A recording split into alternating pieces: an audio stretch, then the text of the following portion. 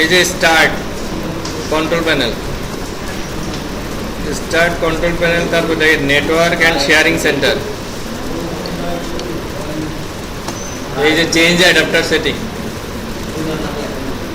তারপর এখানে right button click করে প্রপার্টিজ,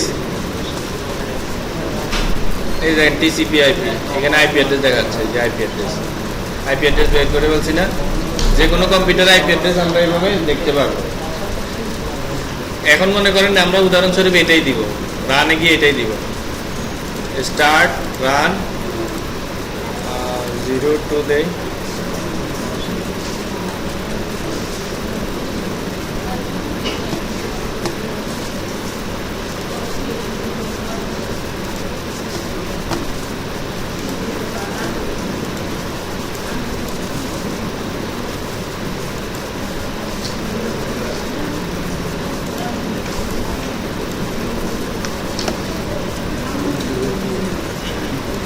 এটার সাথে নেটওয়ার্ক করা নাই তো এক ধরনের দেখাচ্ছে, তো ওয়াইফাই দিয়ে কানেক্ট করা।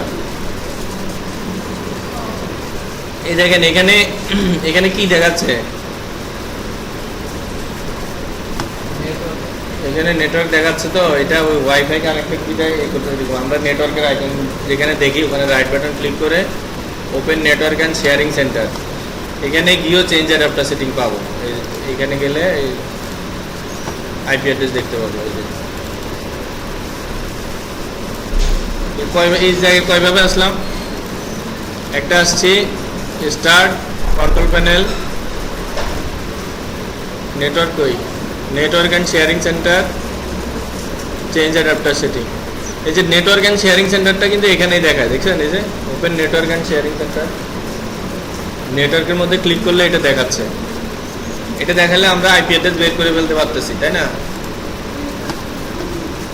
এই যে আইপি অ্যাড্রেস বের করলাম, তো এবার এই আইপি অ্যাড্রেসটাই আমরা ওখানে লিখবো। কিভাবে লিখবো, রানে গিয়ে